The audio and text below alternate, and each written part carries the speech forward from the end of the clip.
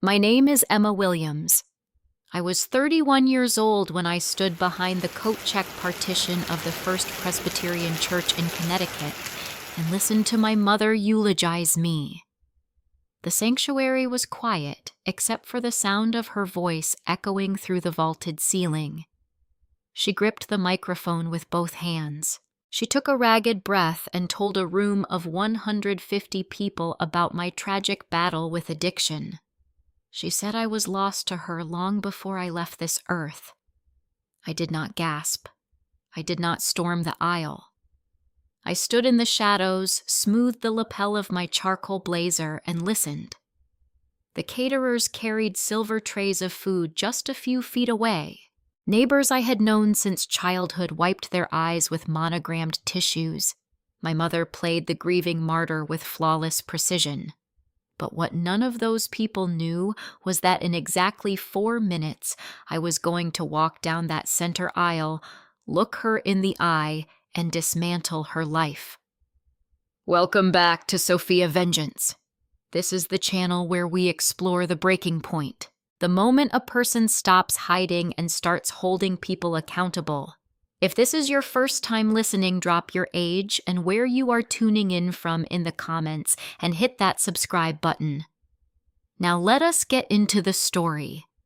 To understand how I ended up attending my own funeral, we have to rewind exactly 72 hours. It was a Tuesday afternoon in Scottsdale, Arizona. The desert sun glared off the floor-to-ceiling windows of my office.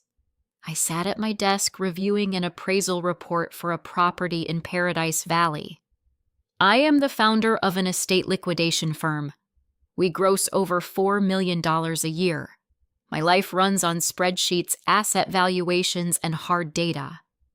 I had not spoken to my mother, Sylvia, in 5 years. I had never touched a drug in my life. My phone vibrated against the mahogany desk. A text from my cousin Lucas. Lucas never texted during business hours. I opened the message.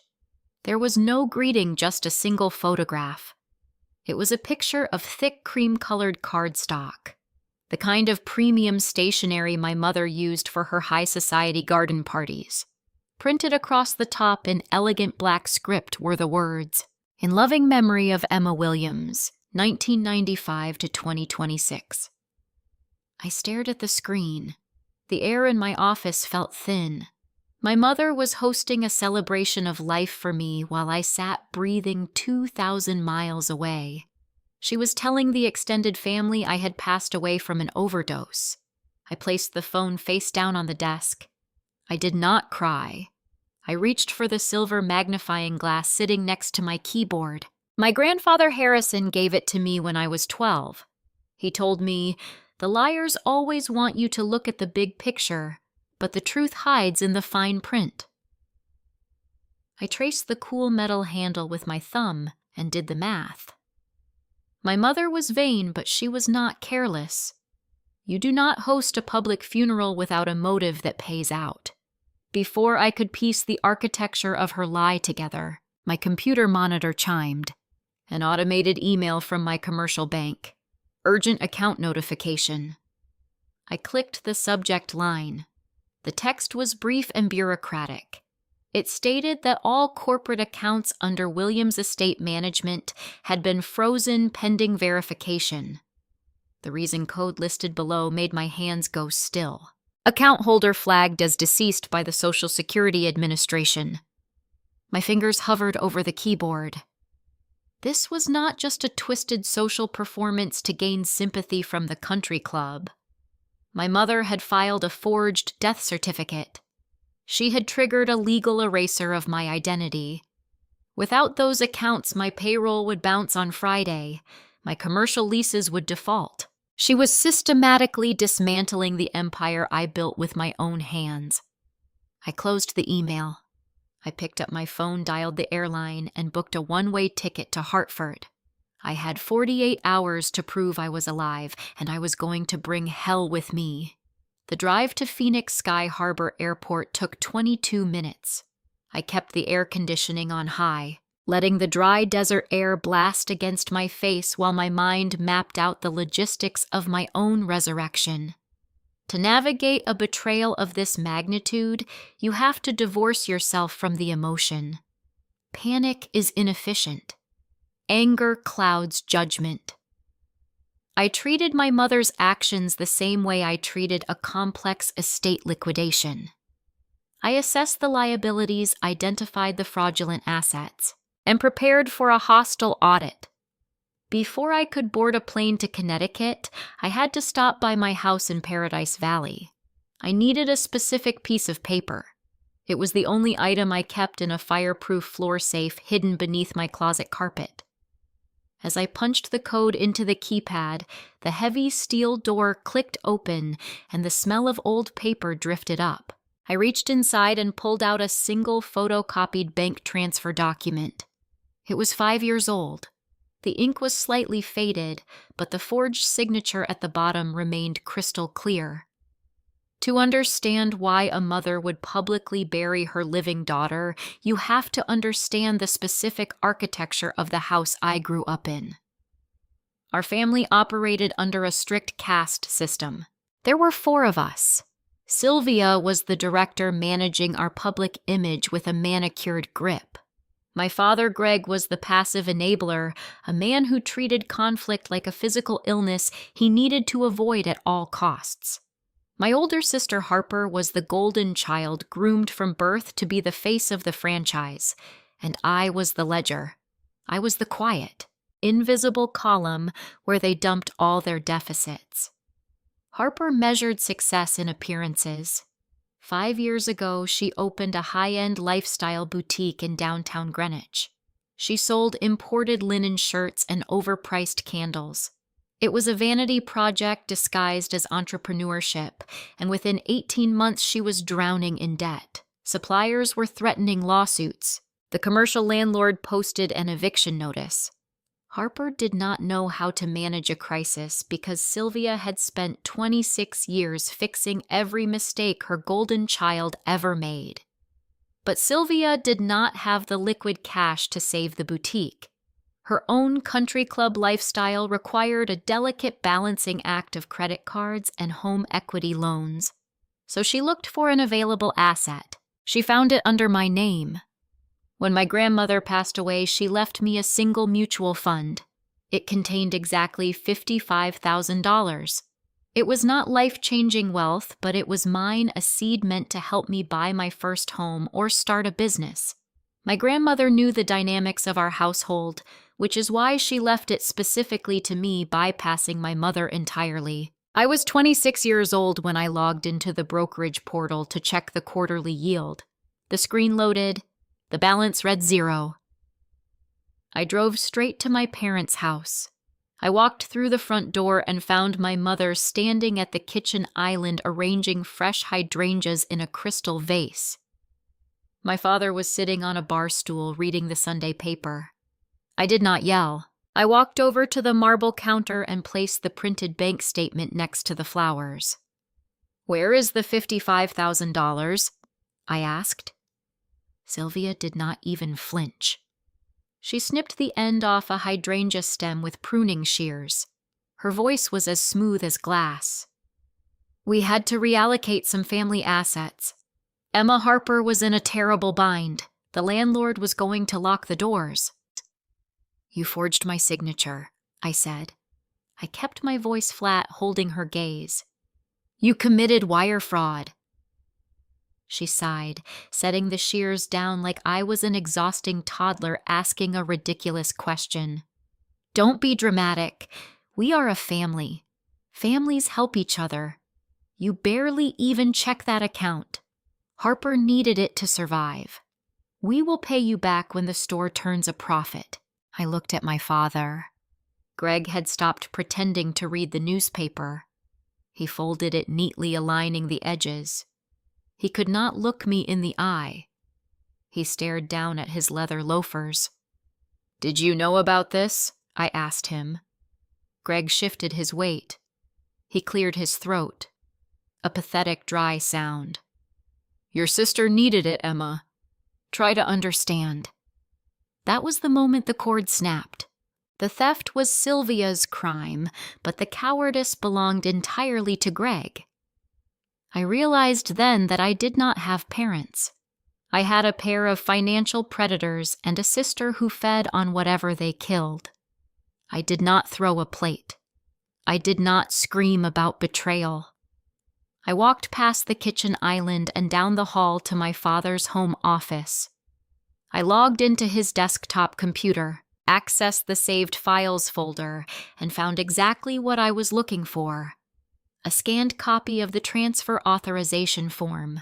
Sylvia had not even bothered to delete the evidence of her practicing my signature in the margins. I printed a copy. I folded it, put it in my pocket, walked out the front door, and never went back. I packed 2 suitcases that night. I broke my apartment lease, changed my phone number, and drove across the country to Arizona. The desert felt like a blank slate. I threw myself into building my own business, working 16-hour days, learning the estate liquidation trade from the ground up. I traded the performative toxicity of Connecticut for the quiet, unforgiving heat of Scottsdale. But in the vacuum of my absence, Sylvia faced a social crisis. In her wealthy, image-obsessed circles, a daughter who cuts contact and vanishes is a scandal. It implies a flaw in the parenting. It raises uncomfortable questions. Furthermore, Sylvia had to explain the sudden influx of $55,000 that miraculously saved Harper's boutique. Sylvia needed a story that shielded her from scrutiny. She needed a narrative that made her the victim. So, she invented the addiction. I learned about it 2 years later through an old college roommate who bumped into Sylvia at a charity gala. My mother had lowered her voice, manufactured a tear, and whispered the lie into existence. She told everyone I had fallen in with a bad crowd. She said I was struggling with substance abuse, that I had stolen money from the family and run away. She claimed the $55,000 she spent on Harper's boutique was actually money she had drained from her own savings to pay for my luxurious out-of-state rehabilitation facility. It was an ingenious lie. Addiction commands immediate sympathy. It carries a stigma that discourages people from asking for details. Because medical records are private, no one could verify if I was actually in a clinic. The lie turned my mother into a tragic, brave matriarch, fighting to save her troubled daughter. It justified my absence, covered up the theft, and elevated Sylvia's social status all at once. I let her have the lie. I was too busy building a multi-million-dollar company to care what a group of country club wives thought about me. I viewed the rumors as a cheap tax I gladly paid in exchange for my freedom. As long as they stayed on the East Coast, the lie had no bearing on my reality. Until today. I sat in seat 2A on the flight to Hartford, watching the tarmac blur past my window as the plane accelerated down the runway. My briefcase rested under the seat in front of me, holding the 5-year-old photocopied ledger. The plane banked sharply, climbing into the cloudless Arizona sky. I pulled my laptop out and stared at the frozen bank notification again. The pieces were locking together in my mind. Sylvia had not just upgraded the addiction lie to a tragic death for social sympathy. You do not forge a death certificate and trigger federal financial alerts just for attention. Harper's boutique had eventually failed anyway. My sister was a financial black hole. Something else was happening. Something desperate enough to make my mother risk federal prison. I closed the laptop and leaned back against the leather headrest. If I just walked into that church and announced I was alive, Sylvia would spin it. She would cry to the congregation that I was in a drug-induced psychosis. She would claim I was a hallucination or a danger to myself. She would have security drag me out and then use my appearance as proof of how sick I was. To stop the funeral and unfreeze my corporate accounts, I could not just prove I was breathing. I had to prove she was a predator. I had to expose the genesis of the lie. I had to unearth the exact crime that drove me away 5 years ago and force the entire congregation to read the fine print. The flight attendant paused at my row, offering a beverage from the service cart. I shook my head silently, keeping my eyes fixed on the frozen bank notification glaring from my laptop screen. Williams Estate Management was not merely a company. It was a fortress constructed from sheer discipline. I built it from a single folding table in a rented studio apartment into a 30-employee operation. We handled the complex liquidation of high-net-worth properties across Paradise Valley and North Scottsdale. When a tech executive retired or a real estate developer downsized, my firm arrived with a fleet of box trucks. We appraised the contemporary art collections, inventoried the vintage automobiles, and managed the exclusive estate auctions. We moved millions of dollars in physical assets every single fiscal quarter. I measured my reality in verified inventory, quarterly profit margins, and biweekly payroll. My life was anchored by concrete metrics.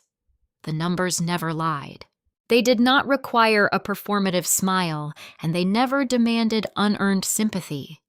The dry desert heat burned away the illusions I grew up with, leaving only the unvarnished truth of a balanced ledger. This systemic obsession with actual value stood in direct opposition to my older sister. Harper branded herself as an elite lifestyle influencer. Her online persona was a carefully curated exhibition of wealth designed exclusively for public consumption.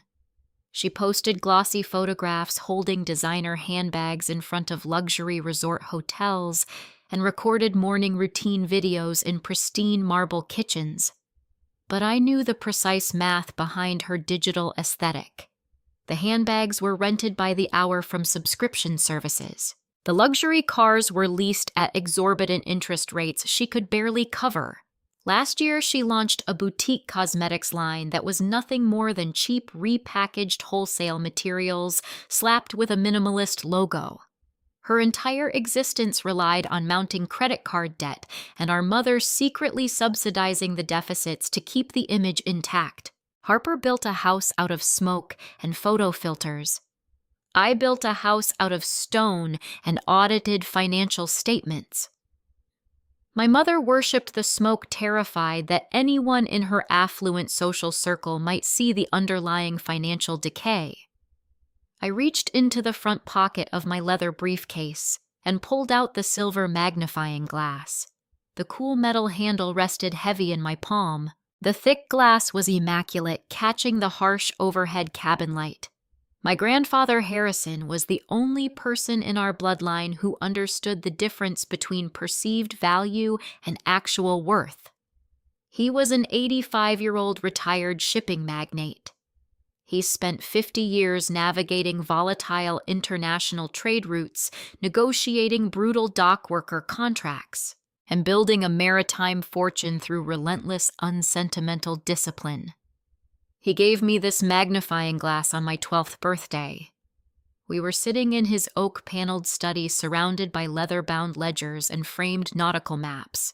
He handed it across his heavy mahogany desk and told me, "The world is full of people trying to sell you a beautiful facade," he said. "You must always read the fine print because the trap is never hidden in the headline." He taught me to look for the structural flaws in every single deal, a lesson that shaped the foundation of my entire career. Harrison was my only remaining anchor to the East Coast. He respected my decision to leave Connecticut, recognizing the toxic environment my mother cultivated.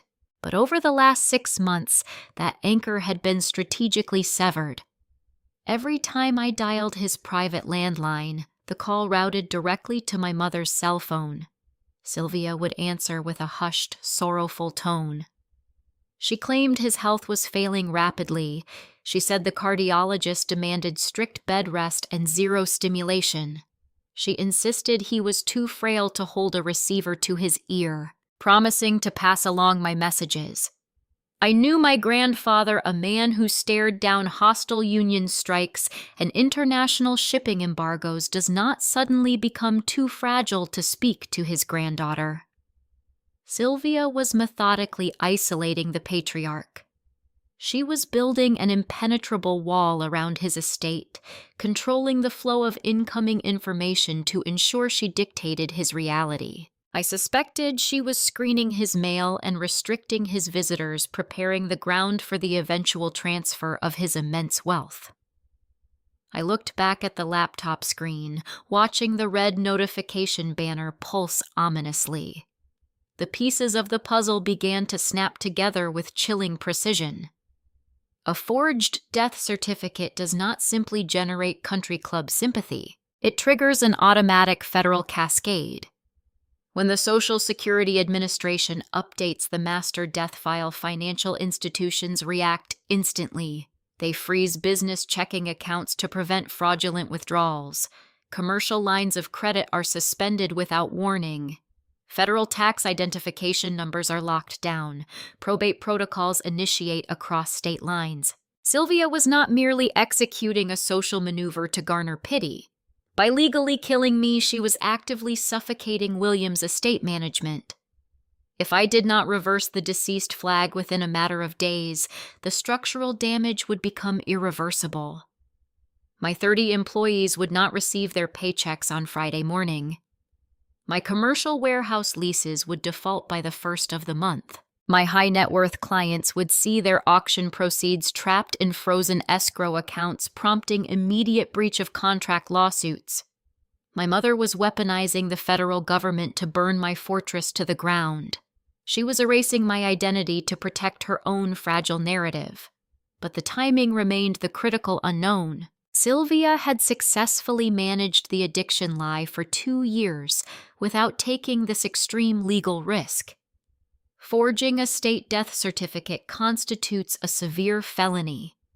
It requires bribing medical officials or falsifying municipal records, exposing her to decades of federal prison time. Something catastrophic must have forced her hand. I stared out the airplane window at the sprawling grid of the country 30,000 feet below. A new variable was in play. A financial threat so severe it pushed Sylvia past the point of return.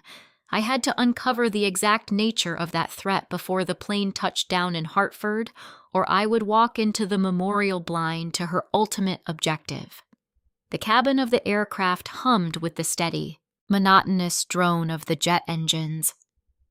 I adjusted the overhead air vent, letting the cool breeze wash over my face as I opened my laptop on the tray table. I purchased the premium in-flight internet package, waiting for the satellite connection to stabilize. In the estate liquidation industry, you cannot rely on surface-level Google searches to determine the true value of an individual or their assets. My firm utilizes a proprietary investigative database, a subscription service that pulls unredacted county records, civil dockets, and probate filings from across the country. I typed my personal credentials into the login screen. The encrypted portal opened. I navigated to the Fairfield County Superior Court Public Index and entered my sister's full legal name into the query bar. The search results populated a fraction of a second later. The screen filled with a long list of recent civil filings. I clicked on the most active docket.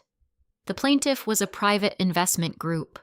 The defendant was Harper Williams. The charge was fraudulent misrepresentation and breach of fiduciary duty. I leaned closer to the screen, my eyes scanning the dense legal jargon of the primary complaint.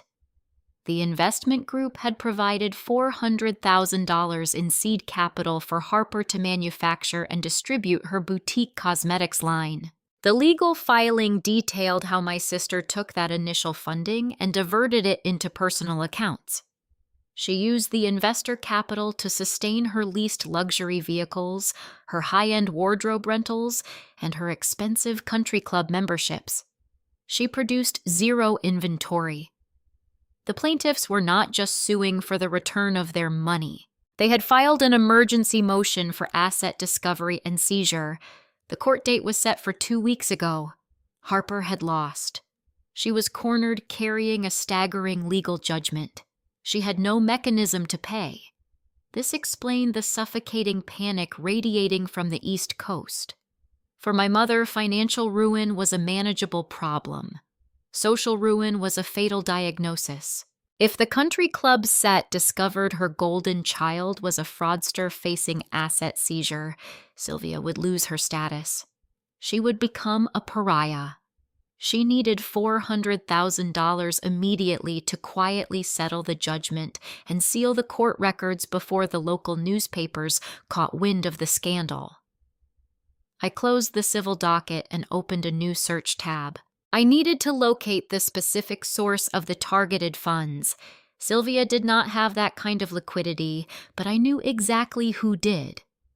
I pulled the initial filings for Grandfather Harrison's living trust. I remembered the framework from years ago when he first established the document. The estate was valued at $8.5 million. The stipulations were rigid and traditional.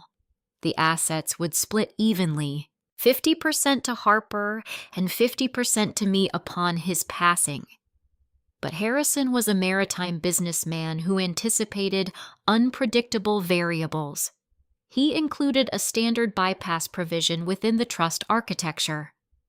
If a designated beneficiary predeceases the grantor, the surviving sibling inherits the entire estate. Furthermore, the document contained a hardship clause.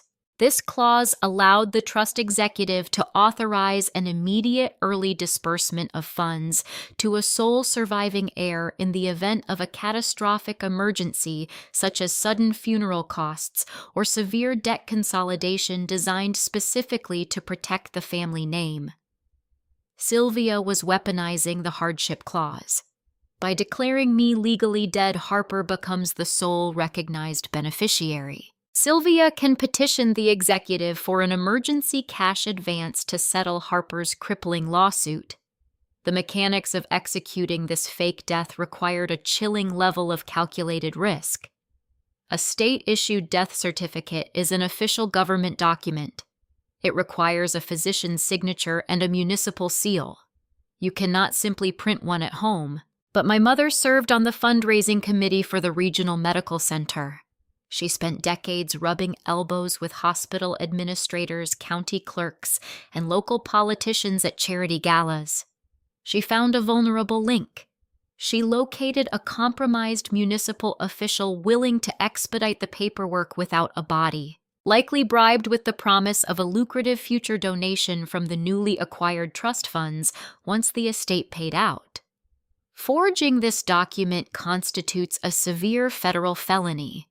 This also explained the glaring lack of a digital footprint. An online obituary invites public scrutiny. Condolences posted on social media could easily cross state lines, alerting my colleagues in Arizona. Sylvia locked the narrative down to protect her heist. She instituted a strictly private mourning protocol. She told her affluent circle that the nature of my passing was far too painful to discuss, publicly requesting absolute silence on the internet to honor the family's privacy. The memorial service was not a gathering of grief. It was an orchestrated theatrical performance. It was a prop. I checked the local probate calendar for the upcoming week. There it was. An emergency disbursement hearing was scheduled for Monday morning at 9 o'clock. The memorial service on Saturday was the final piece of evidence Sylvia needed to present to the executive.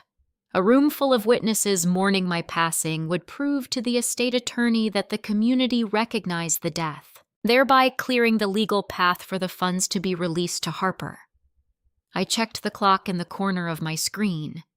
I had less than 48 hours to dismantle a multi-million-dollar heist executed in plain sight. I needed logistics on the ground. I opened a fresh browser tab to secure a rental vehicle at the Hartford airport and book a hotel suite near the church. I navigated to the reservation page and typed in the 16 digits of my primary platinum credit card. The screen buffered for a long moment. A gray dialog box appeared. Transaction declined. Please contact your financial institution. I blinked, keeping my breathing steady. I reached into my leather wallet and pulled out a different corporate card. I inputted the numbers, double-checking the expiration date and the security code.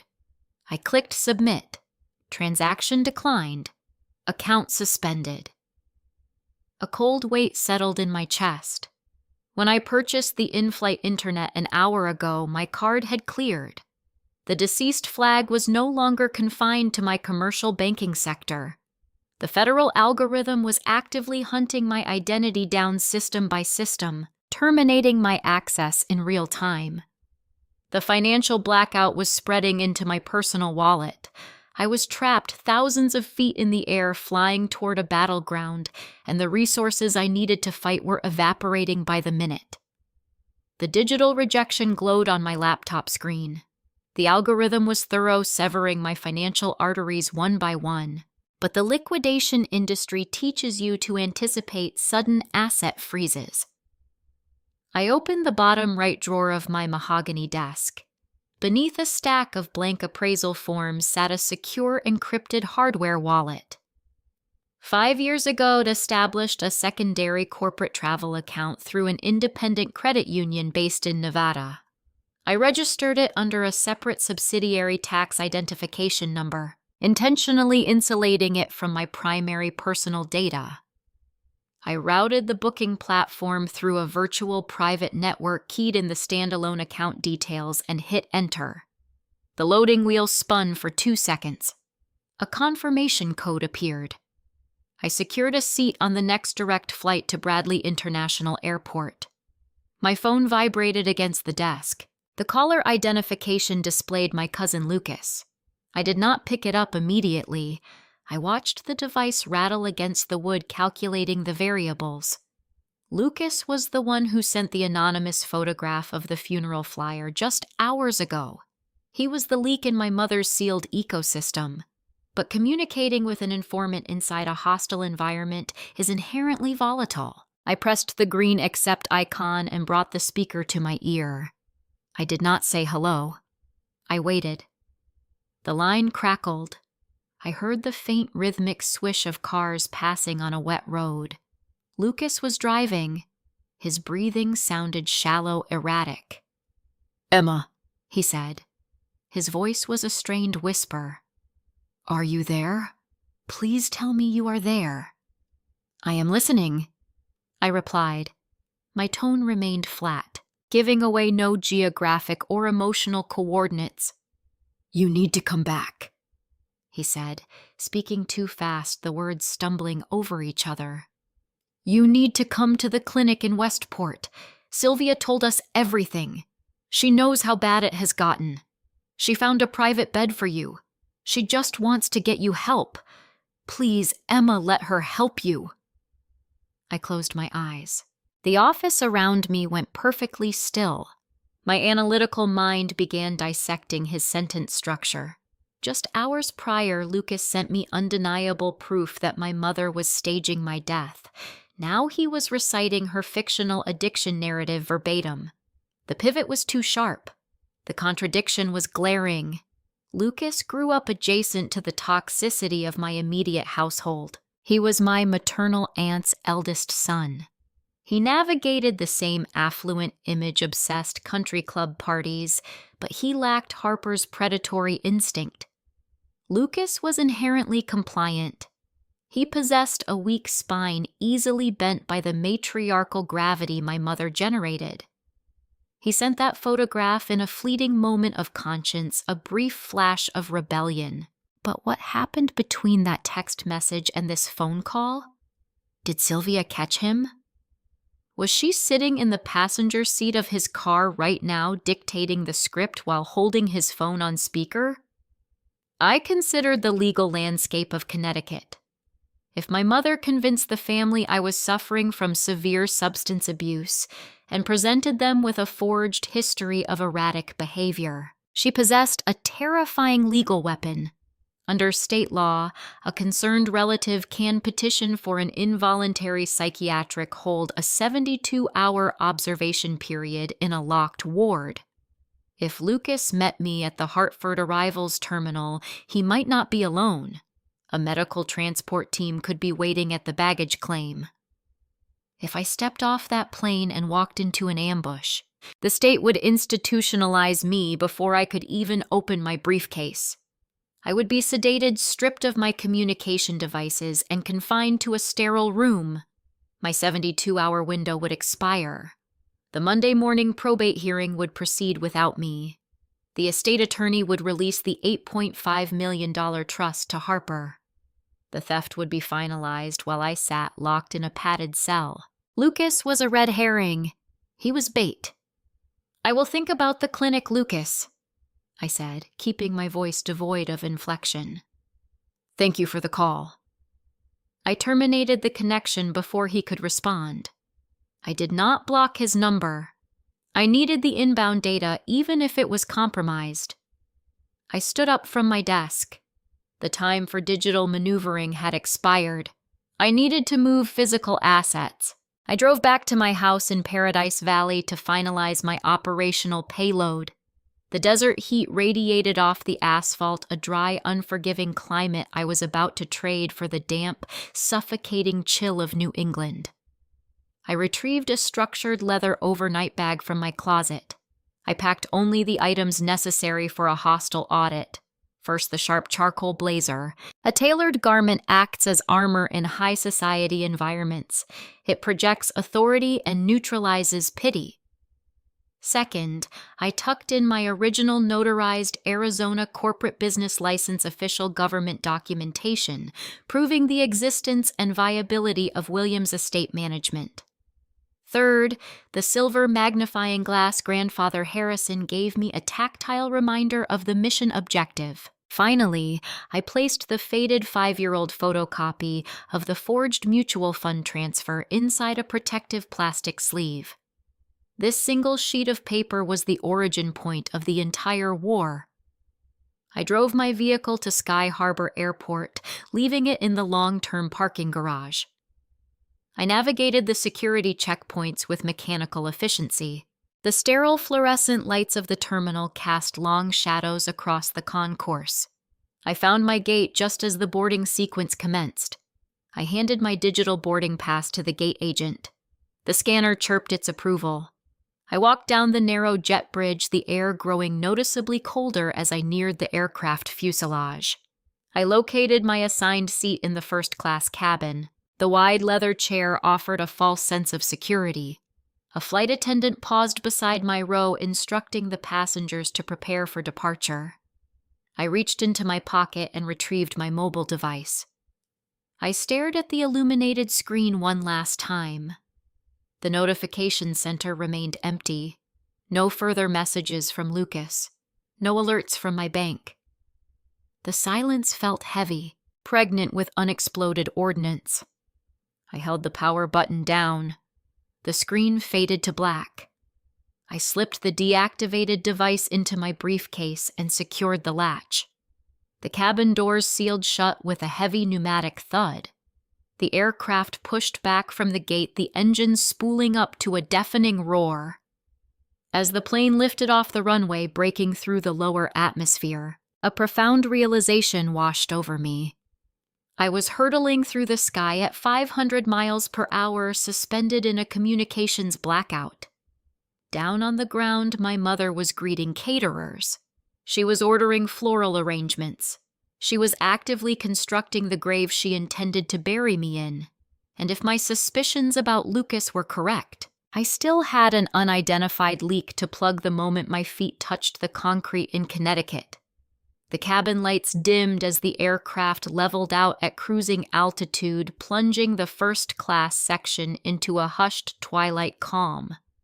A few passengers adjusted their blankets and reclined their seats, drifting into oblivious sleep. I remained rigid upright. I stared at the textured plastic of the seatback in front of me. The steady low-frequency vibration of the fuselage traveled up through the soles of my leather boots. Isolation at 30,000 feet offers a unique and sterile clarity without a cellular signal. No fresh emergencies could ping my device. No panicked texts from my payroll department. No automated alerts from freezing bank accounts. I was suspended in a temporary vacuum, hovering somewhere between the thriving enterprise I built in the desert and the fraudulent grave my mother was currently digging for me in the damp soil of New England. I reached into the dark interior of my structured overnight bag and retrieved the silver magnifying glass.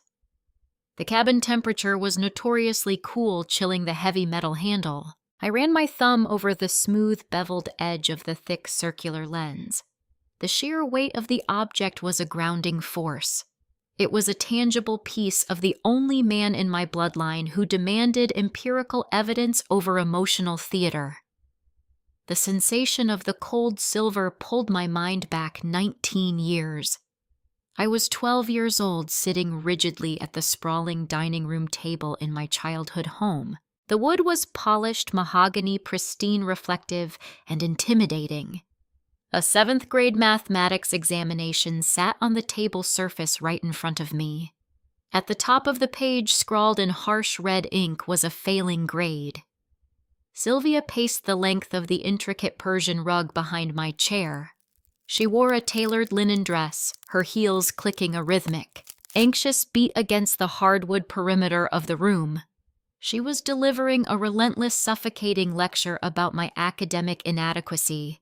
She claimed my failure was a deliberate act of rebellion, an intentional stain on the family reputation she worked so tirelessly to maintain. She lamented how difficult it was to raise a child who refused to conform to standards of excellence, drawing sharp, unfavorable comparisons to Harper, who had just secured a runner-up trophy in a local junior beauty pageant. I sat frozen, staring at the red marks scarring the paper. I knew I had studied the material. I knew the formulas by heart. But Sylvia possessed a terrifying gravity, a localized distortion field that bent reality until her version felt inherently true.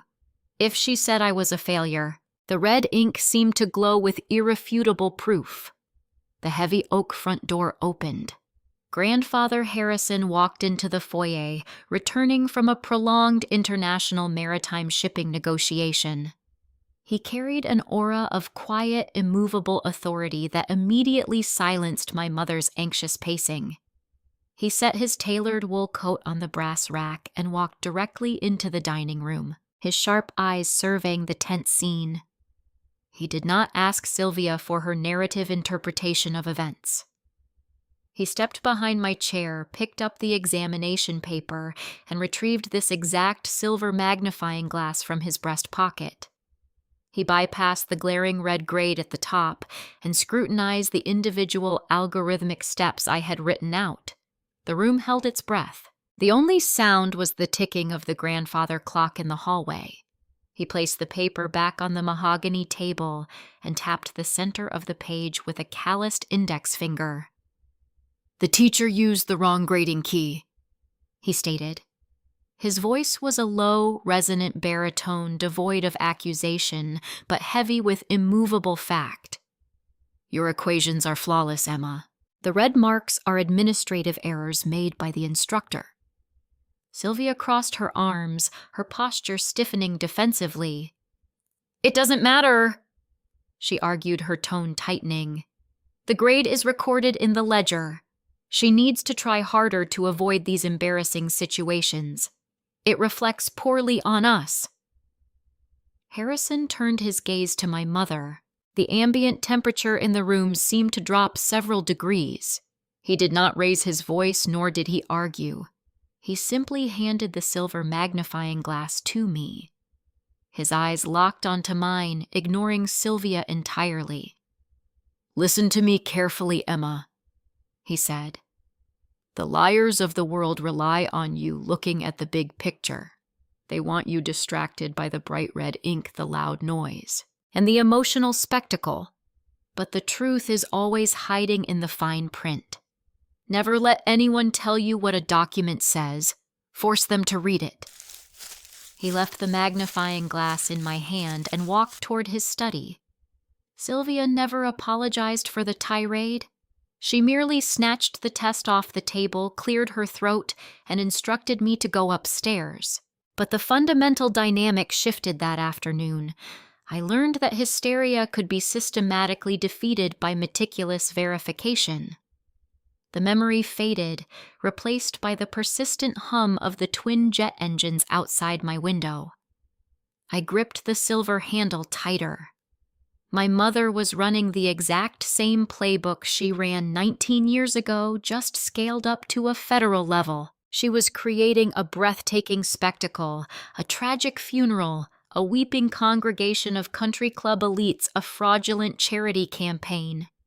It was all a grand distraction to keep everyone from looking at the underlying math.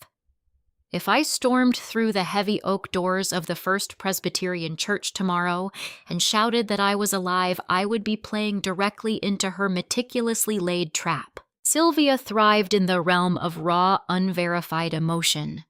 She would instantly weaponize my anger. She would clasp her hands over her mouth, produce a spontaneous cascade of tears, and tell the horrified attendees that my prolonged drug use had triggered a violent psychotic break.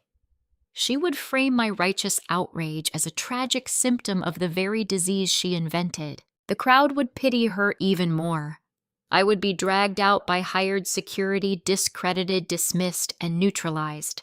A clinical dismantling was the only viable strategy. You cannot argue with a narcissist using feelings or volume. You must bankrupt their narrative using undeniable artifacts. I flipped the latch on my briefcase, resting it on the plastic tray table. The focused beam of the overhead reading light illuminated my arsenal. I needed to organize the specific sequence of destruction. I removed a crisp manila folder. Inside lay the fraudulent death certificate I had pulled from the county records database before my accounts locked. It was the linchpin of her entire heist, bearing the compromised municipal seal and a forged physician's signature. It was the physical manifestation of her desperation. Next, I withdrew my Arizona corporate tax returns from the previous fiscal year, over 100 pages of audited financial statements. These pages bore my signature, my federal employer identification numbers, and my active operational status. These documents proved continuous lucrative employment and verified assets. Deceased addicts do not file meticulously structured corporate taxes. Finally, I retrieved the protective plastic sleeve containing the faded photocopy, the $55,000 ledger, the genesis of the estrangement, the original sin that birthed the addiction narrative. I arranged the 3 items in sequential order on the tray. Motive, method, proof of life. I was not a grieving daughter flying home to reclaim a stolen family. That vulnerable girl ceased to exist the day my father stared at his loafers instead of defending me from a thief. I was the chief executive officer of Williams Estate Management. I was an auditor stepping into a hostile environment to liquidate a lie. In my profession, when a homeowner dies, we catalog the assets, clear out the refuse, and sell the truth to the highest bidder. My mother had accrued a devastating debt to reality, and I was arriving to collect the principal. I slid the documents back into their respective folders, placed them inside the briefcase, and secured the brass clasps. A sharp chime echoed through the cabin. The captain's voice crackled over the intercom, announcing our initial descent into the Hartford metropolitan area. The aircraft pitched forward, slightly breaking through the upper cloud layer. My strategic thoughts shifted to the immediate tactical reality on the ground. I had a clandestine meeting scheduled with Lucas. He remained a highly volatile variable. If Sylvia had intercepted his communications and compromised him, local law enforcement or a psychiatric transport team could be waiting at the arrivals curb. I had my documents prepped and my strategy finalized, but evidence is entirely useless if the messenger is detained before reaching the podium. I watched the dark, sprawling grid of the New England coastline emerge beneath the dense clouds, bracing my mind for a ground war. The tires of the commercial aircraft met the tarmac at Bradley International Airport with a sharp jolt. I disembarked into the chilled, recycled air of the terminal, bypassing the main baggage claim carousels, where a medical transport team might linger. I walked directly to the rental agency kiosks. The clerk requested a major credit card. Because my primary personal accounts remained locked by the federal deceased flag, I handed over my secondary corporate card from the Nevada Credit Union along with my Arizona business identification. The transaction cleared without triggering any systemic alarms. I secured the keys to a nondescript gray sedan, a vehicle designed to blend seamlessly into any suburban landscape. Stepping out of the sliding glass doors, the damp New England cold hit my face, a stark contrast to the dry heat I left behind in Scottsdale. I navigated the dark, winding highway toward Westport. The rendezvous location was a 24-hour roadside diner situated off an industrial exit far removed from the manicured neighborhoods of our family social circle. I parked near the back of the lot and cut the headlights. A buzzing neon sign cast a harsh red glow across the wet asphalt. I walked inside. The interior smelled of old grease and burnt coffee. I selected a booth in the far corner, positioning myself facing the entrance to monitor all incoming traffic. I ordered black coffee and waited. 15 minutes later, the front door chimed. Lucas walked in. He wore a heavy wool coat, his shoulders hunched, his eyes darting frantically across the empty booths. He looked like a man anticipating a trap. When he spotted me, a visible wave of relief washed over his features, quickly followed by a renewed layer of palpable anxiety. He slid into the vinyl seat across from me, his hands trembling as he rested them on the sticky Formica table. He did not ask how my flight was. He leaned forward, keeping his voice barely above a whisper. "You didn't go to the clinic," he said. It was a statement, not a question. I took a slow sip of my coffee, maintaining steady eye contact. I needed to determine if he was a compromised asset before I revealed my operational strategy. "You told me Sylvia found a private bed for me," I replied smoothly. He squeezed his eyes shut and ran a hand through his hair. "I had to say that," he breathed. "She was standing right next to me in her kitchen. She suspects someone is feeding you information. She demanded I call you on speakerphone to see if you would answer and reveal your geographical location. If I refused, she threatened to cut my mother out of the inheritance loop entirely." He reached into his coat pocket and placed a secondary cheap prepaid mobile device on the table. "The call came from my primary phone while she monitored me," he explained. "But I sent you the photograph of the funeral flyer from this burner device using an encrypted messaging application while I was locked in the guest bathroom. I am not trying to lure you into a trap, Emma. I am terrified of her. She has lost her grip on reality." I studied his face. His fear was genuine, radiating from the tight lines around his mouth. The erratic phone call was a forced performance executed under duress. The red herring dissolved. Lucas was an ally trapped behind enemy lines. "I understand," I said quietly. "What else has she done?"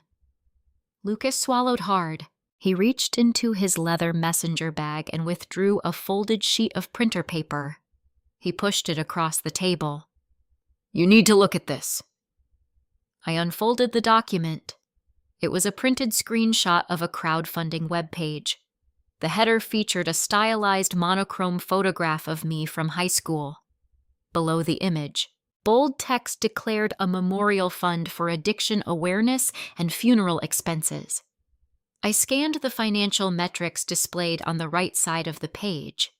The campaign had already raised $45,000. I read the list of top donors.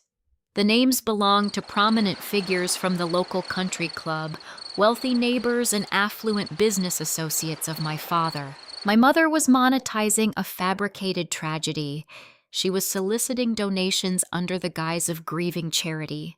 But the most damning detail was located in the small print at the bottom of the page. The designated beneficiary account receiving the deposited funds was registered to an obscure limited liability company. I recognized the corporate nomenclature immediately. It was the exact shell entity Harper created to shield her failed boutique from commercial creditors. The audacity of the scheme was breathtaking. Sylvia and Harper were not merely managing a social scandal. They were running an active, lucrative financial scam. The math clicked into place with lethal precision. By soliciting and receiving charitable donations across state lines using the internet under deliberately false pretenses, they crossed a distinct legal threshold. This was no longer a state-level forgery issue. This was textbook wire fraud. They were funneling stolen capital directly into Harper's failing business accounts to stave off her civil lawsuits. Every single donation they accepted was another nail in their legal coffin. I folded the paper and placed it inside my structured overnight bag alongside the forged death certificate and the old mutual fund ledger. "They are collecting cash from the community," I said, keeping my tone clinical. "But $45,000 will not cover Harper's $400,000 legal judgment. The crowdfunding is supplemental income. The primary target remains Grandfather Harrison's trust." Lucas nodded, his expression turning grim. "That is why I needed to see you tonight," he whispered. "The memorial service tomorrow is not just a theatrical display for the neighborhood. It is a legal staging ground. Harrison's estate attorney is flying in from Boston. He is attending the eulogy. Sylvia convinced him that the entire family will be gathered, making it the most efficient time to execute the emergency hardship clause. The attorney is bringing the official transfer documents to the church. They are planning to sign the papers in the rectory the exact minute the service concludes." I stared at Lucas, the neon light from the diner window reflecting off the table between us. The timeline was infinitely tighter than I had calculated.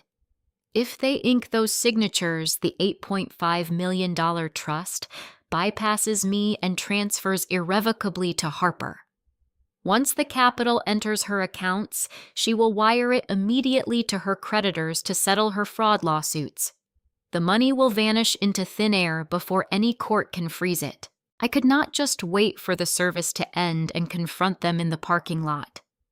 I had to halt the procedural momentum while the community, the attorney, and the predators were all confined in the same room. I had to strike at the exact center of the illusion. I drove away from the neon glow of the roadside diner and navigated toward a budget motel situated exactly 3 miles from the First Presbyterian Church. I bypassed the luxury accommodations downtown to avoid any accidental encounters with out-of-town relatives arriving for the service. The room I rented smelled of industrial carpet cleaner and stale air conditioning. I engaged the deadbolt, fastened the brass chain, and drew the heavy blackout curtains shut. I set my structured overnight bag on the faded floral bedspread. I did not turn on the television. I did not pace the narrow floor. I retrieved a yellow legal pad and a black ink pen from my briefcase. I sat at the particle board desk and began drafting a chronological map of my mother's heist. In my profession, liquidating a chaotic estate requires establishing a clear chain of custody. You have to separate the worthless clutter from the hidden valuables. I applied the exact same methodology to my family. I drew a vertical line down the center of the yellow page. On the left side, I cataloged the emotional theater, the whispered rumors of my addiction, the strict private mourning protocol, the weeping matriarch routine, the GoFundMe campaign. On the right side, I charted the financial reality, Harper and her failing cosmetics line, the $400,000 court judgment, the forged municipal death certificate, the emergency hardship clause, the $8.5 million trust transfer. Looking at the ink on the paper, the genius of Sylvia's trap crystallized in my mind. She had spent 2 years conditioning the affluent society of Westport to view me as a tragic, unstable burden. They expected a monster. They were primed to believe I was a volatile addict capable of stealing from my own blood. If I walked into that sanctuary tomorrow and raised my voice, if I slammed the heavy oak doors and pointed an accusing finger at the pulpit, I would be playing the exact role she cast for me. I could envision her response perfectly. Sylvia would gasp, clutch her chest, and sink into the nearest pew. She would gesture toward my raised voice and flushed face, weeping to the congregation that my addiction had finally induced a permanent psychotic break. She would claim I was a hallucination driven by chemical desperation. The sympathetic country club crowd would surround her, shielding the grieving mother from her deranged daughter. My father would silently dial emergency services. Paramedics and local law enforcement would arrive within minutes. They would not look at my corporate tax returns. They would see an erratic woman disrupting a solemn memorial. I would be sedated, strapped to a stretcher, and placed under an involuntary psychiatric hold before the estate attorney even opened his briefcase.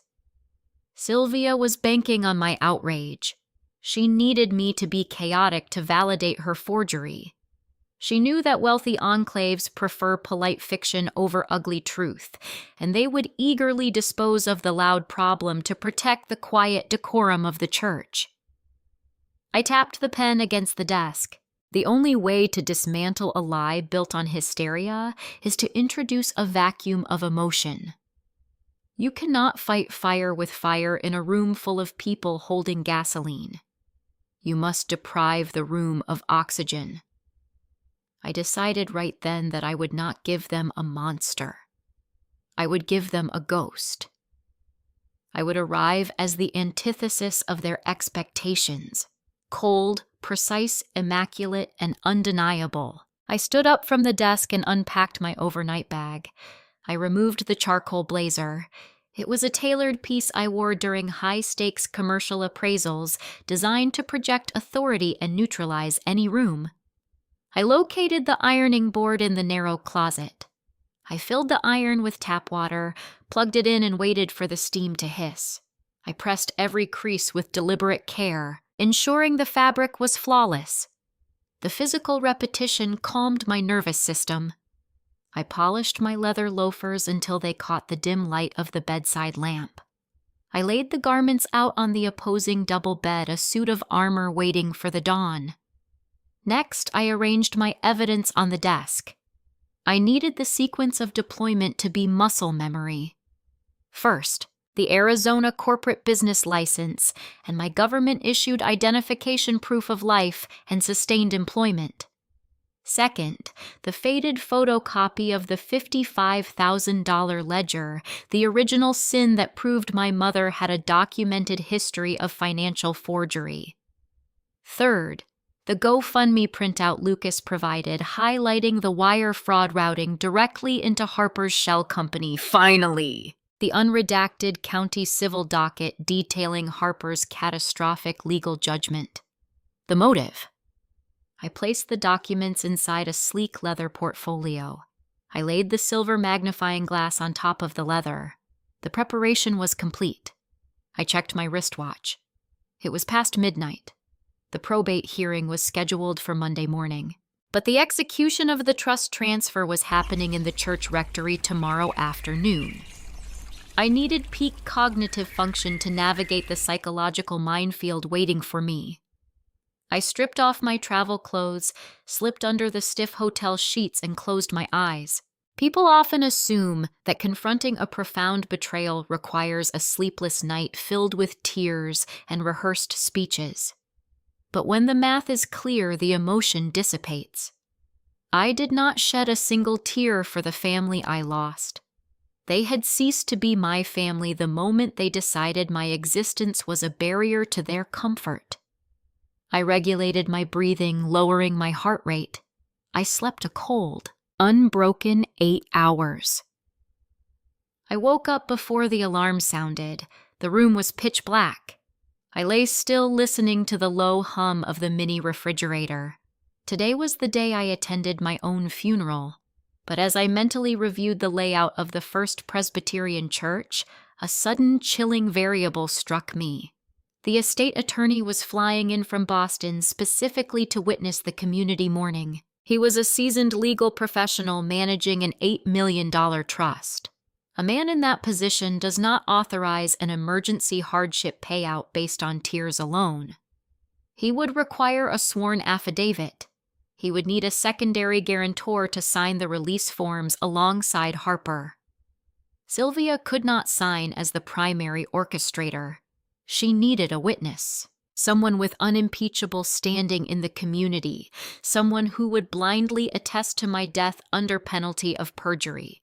And I knew exactly which silent, compliant man she had coerced into holding the pen. The New England morning air held a bitter chill. I parked the rented sedan 3 streets away from the First Presbyterian Church, avoiding the paved main lot where luxury vehicles were already gathering. I walked the remaining distance with measured steps, the leather soles of my loafers striking the damp pavement in a steady rhythm. The church was an imposing structure built of heavy gray stone boasting towering stained glass windows and arched architecture designed to make a person feel small. I bypassed the grand front entrance and navigated to a recessed side vestibule. The heavy service door was propped open to accommodate the catering staff. I slipped inside unnoticed, blending into the peripheral shadows.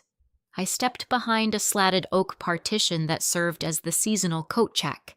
The wooden slats offered narrow, unobstructed vertical sightlines into the main foyer. The foyer was bathed in muted morning light.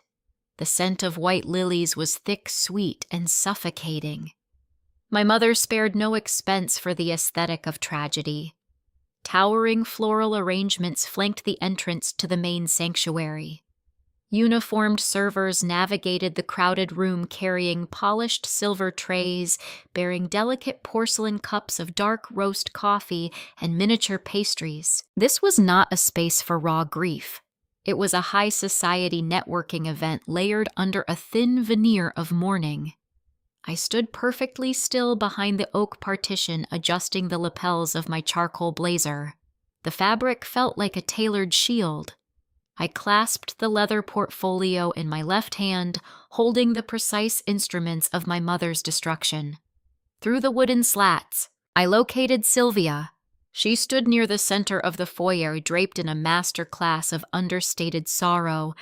Her tailored black dress conveyed respect, while her posture communicated a fragile resilience. She held the hands of a neighboring country club wife, nodding slowly as the woman whispered words of comfort. I watched Sylvia tilt her head, offering a practiced, melancholic smile before accepting a thick white envelope, a donation to the fraudulent memorial fund. She slipped the envelope into her designer handbag with practiced grace. She was harvesting cash in plain sight. Every handshake, every accepted envelope, every tear she dabbed away with her silk handkerchief was another documented instance of theft. I watched her dig the grave deeper, marveling at the sheer audacity of her performance. A few paces away, Harper was executing her designated supporting role. My sister wore a form-fitting black dress that looked straight from an editorial magazine spread. She stood near a marble pillar, leaning against it as if the weight of her sorrow was too heavy to bear. Unsupported, she pressed a monogrammed tissue to the corner of her eye, careful not to smudge her immaculate makeup. A small circle of her peers surrounded her, offering sympathetic murmurs. Harper accepted the attention like a parched plant drinking rain. She was days away from a staggering civil judgment and the seizure of her rented luxury life, yet she stood in the house of worship playing the tragic heroine. The cognitive dissonance was striking but perfectly aligned with the ecosystem Sylvia had cultivated. My gaze shifted toward the guest book registry. My father stood there holding a gold-plated pen. Greg wore a dark conservative suit. His shoulders were sloped. He kept his eyes fixed firmly on the polished floorboards, avoiding prolonged eye contact with the arriving guests. The realization I had in the motel room crystallized as I watched him. Greg was the secondary guarantor. The estate attorney would demand a sworn affidavit from a second party to authorize the emergency trust disbursement. Sylvia could not act alone. She required a compliant witness to commit perjury. Greg had chosen the path of least resistance his entire life. Today, his cowardice was graduating into a federal crime. The heavy oak front doors swung open to admit a man carrying a structured leather briefcase.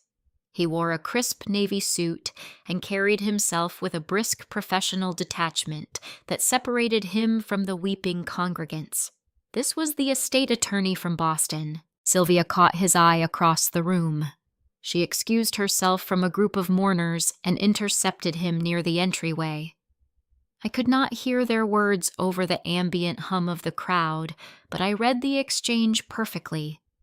The attorney offered a respectful nod. Sylvia touched his forearm, gently conveying her deep gratitude for his presence. The legal machinery was now in the room. The $8.5 million trust was sitting inside that leather briefcase waiting for the ink to dry in the rectory later this afternoon. The coat check partition placed me less than 5 feet away from a cluster of arriving guests waiting to sign the registry. I recognized them as prominent business associates of my father. I stood in the shadows listening to their hushed conversations. The irony was a physical weight in the air. "It is a terrible shame," a man with silver hair whispered, shaking his head. "Sylvia did everything she could. She sent that girl to the best facilities." "Addiction is a thief," his wife replied, adjusting her pearl necklace. "It steals the person long before the body gives out. We must make sure to write a generous check for the Awareness Foundation." Sylvia is so brave to turn this tragedy into a cause. I listened to them discuss my tragic demise, the squandered potential, the heartbreaking toll my fictional substance abuse took on my poor, resilient mother. I felt no rage. Anger is a volatile fuel that burns out quickly. I operated on the cold, sustainable energy of an auditor. The attendees were trapped in an elaborate fiction reciting lines written by a predator. Every second I remained hidden, the tension in the building amplified. Sylvia was building a towering structure of lies, and she was standing at the very top, blinded to the structural integrity failing beneath her feet. The grandfather clock in the main hallway chimed, signaling the start of the service. An usher in a dark suit stepped into the center of the foyer and gently directed the mourners toward the main sanctuary. The crowd began to funnel through the wide double doors. The ambient noise shifted from conversational murmurs to the rustling of fabric and the soft shuffling of shoes on stone. Sylvia Harper and Greg formed a line, waiting until the majority of the guests had taken their seats. They walked through the doors together, presenting a united front of familial tragedy. The usher grasped the brass handles of the heavy oak doors. He pulled them shut with a definitive echoing thud. The brass latch clicked into place. I was alone in the muted light of the vestibule. The muffled, swelling chords of the pipe organ began to vibrate through the thick wooden doors, signaling the beginning of the eulogy. The congregation was seated. The estate attorney was in the room. The predators were in the front row. They were all locked inside the sanctuary, trapped in a narrative of their own making. I stepped out from behind the slatted oak partition. I smoothed the front of my charcoal blazer one final time. I checked the face of my wristwatch, tracking the seconds. The preamble was over. I approached the wooden doors, placing my hand flat against the cool brass handle, ready to walk into the center of the illusion. I placed both hands flat against the cool brass handles of the heavy oak doors. The muffled chords of the pipe organ faded into a solemn quiet. A sharp click resonated from the public address system. My mother's voice filtered through the hidden speakers, projecting a tone of measured, practiced sorrow. "Emma was lost to us long before she left this earth." The words echoed into the vaulted stone ceiling. I pushed the right door forward. The oiled hinges swung open without a sound. I stepped across the threshold, leaving the muted light of the vestibule for the dim, stained glass illumination of the main sanctuary. The air inside smelled of polished wood burning wax and the dense, sweet fragrance of white lilies.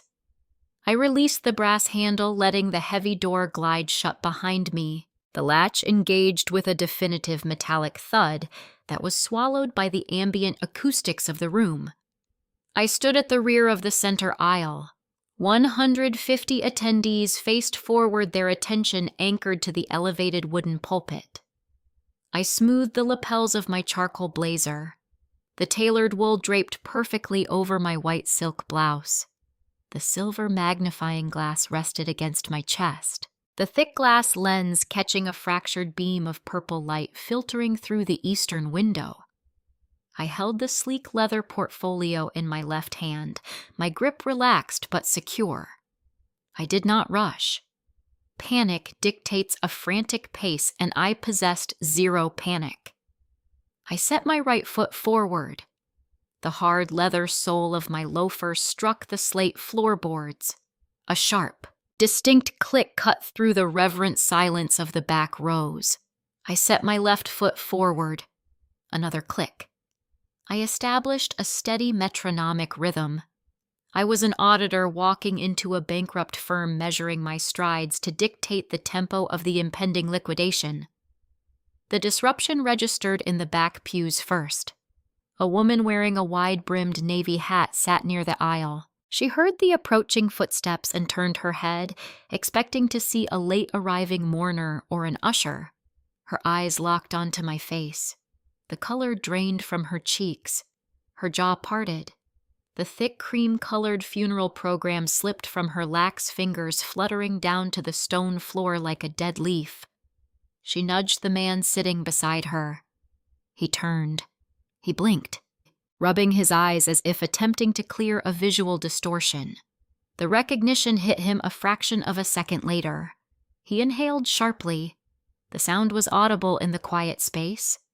The reaction began to spread. It did not erupt into shouts or screams. It manifested as a low, infectious murmur, a physical wave of whispering that rippled forward row by row. Heads turned, shoulders shifted. The synchronized choreography of mourning broke apart as the congregants registered the impossible anomaly walking down the center aisle. I kept my gaze fixed on the pulpit. I passed the halfway mark of the sanctuary. The estate attorney from Boston sat in the fourth row on the right side. He held a leather-bound notebook on his lap, a silver pen poised over the paper. He heard the shifting fabric and the rising tide of murmurs. The professional detachment on his face fractured when he looked over his shoulder. A seasoned trust lawyer understands the precise legal definition of a deceased beneficiary. Seeing that specific beneficiary striding toward the altar in a tailored suit triggers an immediate catastrophic recalculation of liability. He lowered his pen, his eyes tracking my portfolio. In the third row, Lucas reacted. He did not shrink away or pretend to look elsewhere. He stood up. His sudden vertical movement broke the static posture of the seated crowd, acting as a physical catalyst for the front rows. Harper stood near the front left pew, holding a designer tissue near her collarbone. She registered the abrupt shift in atmospheric pressure. The audience was no longer watching her perform. She turned around, an expression of curated, delicate grief plastered across her features. The facade shattered the instant our eyes met. Harper understood the exact financial implications of my survival. Without a forged death certificate, the $8.5 million trust remained locked. The emergency hardship clause evaporated. Her $400,000 civil judgment became an inescapable reality.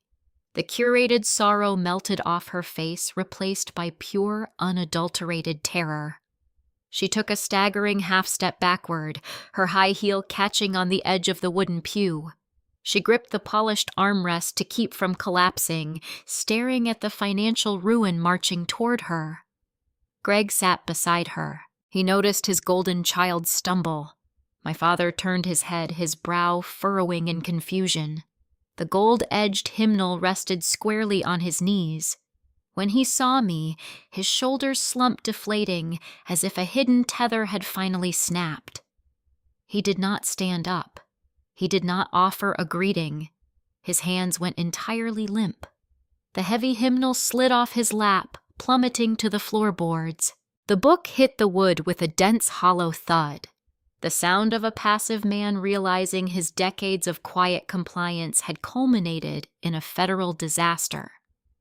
At the elevated wooden pulpit, Sylvia remained oblivious to the approaching tidal wave. She was reading from her prepared notes, her chin angled downward to convey a sense of intimate sorrow. She fought invisible demons we could never hope to understand, my mother projected into the microphone. But the room was no longer hers. The collective focus of 150 people had transferred to the center aisle. Sylvia possessed a predator's instinct for an audience. She felt the vacuum. She sensed the sudden, overwhelming lack of attention. She paused mid-sentence, her lips hovering near the foam windscreen. She lifted her chin, expecting to see a sea of sympathetic, weeping faces. Instead, she saw the ghost she invented. I stopped at the front row, standing exactly 5 feet away from the base of the pulpit. I planted my feet, squared my shoulders, and looked up at her. I offered no expression. I was a blank ledger waiting for a deposit. The visual collision was devastating. Sylvia stared at my crisp white blouse, the sharp lines of my blazer, the silver magnifying glass glinting under the sanctuary lights. She looked at the leather portfolio holding the precise documentation required to send her to a federal penitentiary. The practiced, brave matriarch expression dissolved, exposing the cornered fraudster hiding underneath. Her polished veneer crumbled in real time. The color vanished from her face, leaving her skin a stark, pallid gray. Her knuckles turned white as she gripped the edges of the wooden podium, her knees visibly buckling beneath her dark mourning dress. Her fingers began to tremble. The tremor traveled up her wrist. The microphone resting loosely in her right hand slipped from her grasp. The heavy metal cylinder dropped. It struck the varnished wood of the pulpit with a sharp, resonant crack. The impact triggered a piercing, high-pitched screech of audio feedback. The sound sliced through the sanctuary, a shrieking mechanical wail that forced several guests in the front rows to cover their ears. The digital scream echoed into the vaulted stone ceiling, lingering for 3 agonizing seconds before the panicked soundboard operator frantically cut the channel. The screech died. Absolute suffocating silence settled over the church. 150 people held their breath. No one shifted in their seats. No one cleared their throat. The only sound in the vast room was the rapid, shallow breathing of my mother as she stared down at me from her wooden stage. I did not break eye contact. The trap had sprung, but the cage was not yet locked. Sylvia was a cornered animal standing in front of the very high society elite she sought to impress. The estate attorney was watching her every twitch. To save her $8 million heist and avoid immediate legal exposure, she had to pivot. She had to somehow convince a sanctuary full of rationale, wealthy adults, that the living, breathing woman standing before them was an illusion. The next words she spoke would dictate the terms of her own destruction. The mechanical screech of the audio system faded into the stone arches overhead. I stood perfectly still at the base of the wooden pulpit. My mother stared down at me, her chest heaving. The color had vanished from her cheeks, leaving behind a stark, terrified pallor. I did not raise my voice. I did not need artificial amplification to reach the back rows. The acoustics of the sanctuary carried my words with crystalline clarity. "I hear I lost my battle," I said. The sentence hung in the heavy air, a razor blade slicing through the scent of white lilies. A collective intake of breath echoed behind me. Sylvia gripped the edges of the podium until her knuckles turned to the color of bone. Her mind was a tactical computer rapidly running out of processing power. She looked at the estate attorney in the fourth row, then at the affluent country club members filling the pews. To survive this, she had to double down on the fiction. She had to convince 150 rational adults that a woman wearing a tailored charcoal blazer was a dangerous illusion. Her eyes welled with sudden strategic tears. She pressed a trembling hand over her heart and let out a broken sob. "Oh, my sweet girl," Sylvia cried, projecting her voice to reach the congregation. "You are so sick. You shouldn't be here. You ran away from the clinical staff again." She turned her gaze toward the front pews, adopting the posture of a desperate, frightened matriarch. "Please, someone help her," Sylvia pleaded. "She escaped the facility. She is having an episode. She doesn't know what she is saying. The substance abuse has caused a psychotic break. We need medical intervention before she hurts herself." It was a masterful pivot. A few men in the middle rows began to stand, their expressions shifting from shock to paternal concern.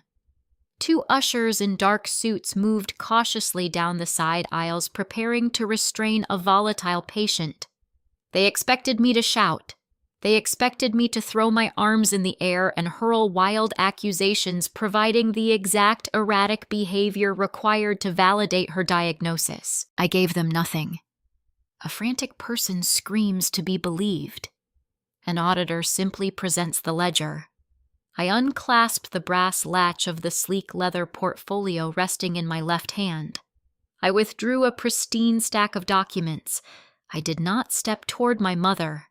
I turned my back to the pulpit and faced the congregation. I walked directly to the fourth row and stopped in front of the estate attorney from Boston. He remained seated, his eyes darting between Sylvia's theatrical sobbing and my steady, unblinking gaze. I handed him a rigid plastic card, my Arizona state identification. "Check the issuance state," I instructed quietly. "It was renewed 6 months ago in Maricopa County." The attorney took the card. His trained eyes scanned the holographic seal, the photograph, the expiration details. I handed him the next sheet of paper. "This is my active corporate business license," I stated, raising my volume just enough for the surrounding rows to hear. "Williams Estate Management based in Scottsdale. Gross annual revenue exceeding $4 million. My federal tax identification number is located at the top right corner. You will notice it belongs to a fully operational chief executive officer, not a patient in a rehabilitation clinic." The attorney inspected the watermarks. The men who had stood up to intervene slowly lowered themselves back into their seats. The ushers halted their advance. The tangible weight of official government documentation acts as an immediate neutralizing agent against hysteria.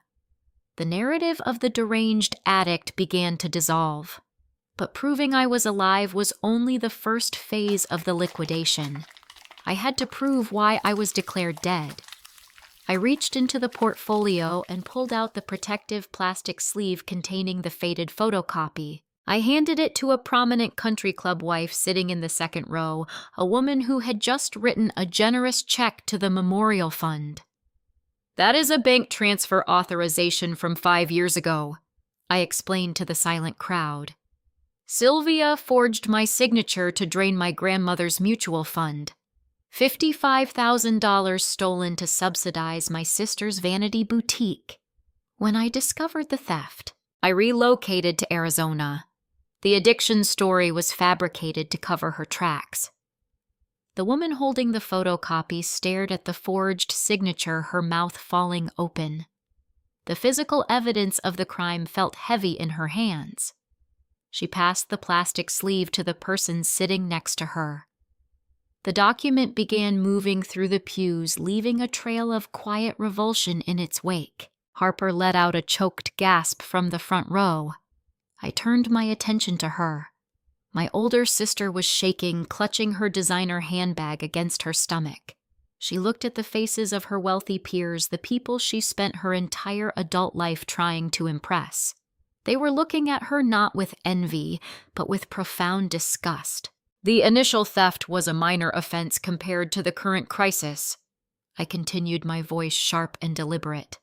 Harper is currently facing a civil judgment for fraudulent misrepresentation. She owes an investment group $400,000. Her assets are scheduled for seizure this week.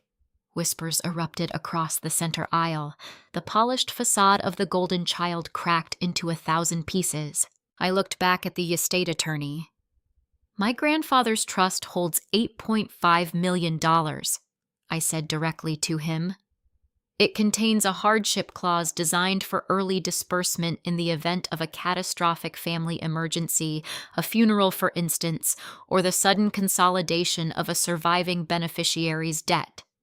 To access that capital immediately, my mother bribed a municipal official to forge a state death certificate.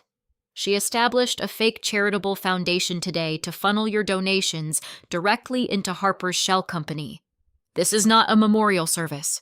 It is the final stage of a federal wire fraud operation. My father remained frozen in his seat.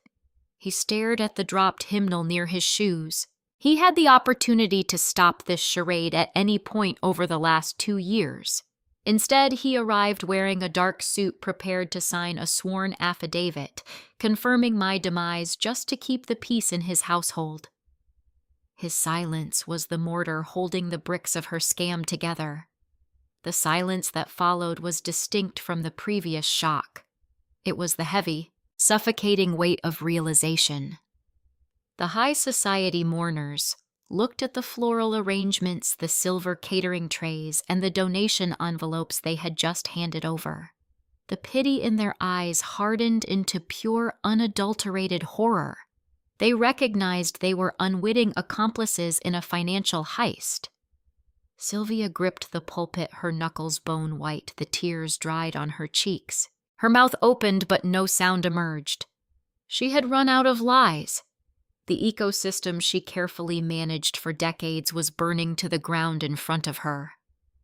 I stood in the center of the aisle, the architect of the controlled demolition, waiting for the dust to settle.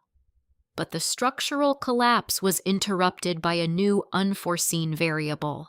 A distinct rhythmic sound cut through the tense atmosphere, the slow, deliberate tapping of a wooden cane striking the slate floorboards. The noise originated from the far end of the very first pew. An elderly figure stood up. The congregation parted their focus. Grandfather Harrison stepped out into the center aisle. The rhythmic tapping of the wooden cane ceased. Grandfather Harrison stepped out from the front pew into the center aisle. He stood a few feet away from me. He held the carved mahogany cane in his right hand, but he did not lean his weight onto the polished wood. Instead, he lifted the stick off the slate floor. He held it parallel to his leg. He squared his shoulders, straightening his spine. The hunched, fragile posture he maintained for the past year vanished. He stood 6 feet tall. The frail, bedridden patient my mother had described to the entire neighborhood was a calculated optical illusion. He had played the part of the dying patriarch to lower her defensive perimeter. In the maritime shipping industry, survival requires the ability to identify systemic vulnerabilities before the hull breaches. Harrison spent 50 years navigating volatile trade routes, negotiating with hostile port authorities, and dismantling rival conglomerates. He taught me to read the fine print. He also taught me that when a predator is digging a trap, you never interrupt the excavation until the walls are too steep for them to climb out. I watched him survey the silent sanctuary. We were 2 auditors working the identical fraudulent ledger from opposite sides of the country. He turned his piercing gaze toward the elevated wooden pulpit. Sylvia remained frozen behind the podium. Her eyes darted from my face to her father's. She opened her mouth to speak, perhaps to attempt one final desperate manipulation. But Harrison raised his left hand. The simple, sharp gesture silenced her instantly. "You always underestimated my hearing, Sylvia," he stated. He did not require electronic amplification. His voice was a booming, resonant baritone that carried effortlessly into the vaulted stone arches. It was the voice of a man accustomed to issuing orders over the roar of a diesel engine. He reached inside the breast pocket of his tailored suit jacket and withdrew a folded sheet of paper. 6 months ago, you disconnected my private telephone line, he told her, his tone devoid of paternal warmth. You intercepted my outgoing mail. You sat beside my armchair and wept, telling me Emma was locked inside a state rehabilitation facility suffering from a severe chemical dependency. You claimed she was too erratic to receive visitors. You built a quarantine zone around my house to control my flow of information. Sylvia gripped the edges of the pulpit. Dad, please, she whispered, her voice fracturing. You don't understand the pressure. I was trying to manage everything. Harrison ignored her plea. I did not build an international shipping fleet by taking a subordinate at their word, he continued. When the cargo manifest looks suspicious, you hire an independent inspector. I retained a private corporate investigator in Phoenix. Within 48 hours, he provided me with a comprehensive dossier. I received photographs of Emma finalizing commercial leases in Paradise Valley. I reviewed copies of her corporate tax filings. I knew she was the chief executive of a thriving liquidation firm. I knew she was healthy, prosperous, and entirely free of the fictitious disease you invented. The congregation absorbed this new variable. The murmurs erupted again, louder this time. The country club elite realized the deception was not a sudden act of desperation, but a sustained, premeditated campaign of isolation and deceit against an elderly man. Harper, still clutching the edge of the front pew, let out a strangled sob. Then why didn't you say anything? She cried out, her polished aesthetic replaced by raw panic. Why did you let us plan this memorial? Sanda. Harrison pivoted toward his eldest granddaughter. The temperature in the room dropped. Because lying to an old man is a moral failing, he explained, delivering the words with surgical precision. But forging a municipal death certificate to bypass standard probate protocols is a felony. He directed his attention back to Sylvia at the pulpit. If I confronted you in the living room 6 months ago, you would have denied the allegations. You would have spun a new narrative. You would have destroyed the evidence and played the victim. I required undeniable public execution of the act. I needed you to step onto a stage and cross the legal threshold where no amount of tears could save you. Harrison turned to face the crowded pews. He offered a slight formal bow to his friends and neighbors. I apologize for allowing you to attend this theatrical production, he told them. I permitted Sylvia to solicit your charitable donations today because I needed her to finalize the digital transaction by establishing a fraudulent memorial fund and accepting your electronic payments across state lines. She escalated a local forgery into federal wire fraud. I needed the ledger to be closed and the ink to be dry. He turned toward the third row. He offered a sharp, decisive nod. The estate attorney from Boston closed his leather-bound notebook. He stood up from the wooden pew. The attorney did not act alone. The 2 men seated directly beside him stood up in unison. They were not wearing tailored mourning attire. They wore unremarkable gray suits. Their posture was rigid, watchful, and distinctly tactical. They did not look like men who belonged to a country club. They were plainclothes detectives assigned to the Financial Crimes Division. Harrison had not invited his legal counsel to finalize a multi-million-dollar theft. He engineered the entire gathering as a sting operation.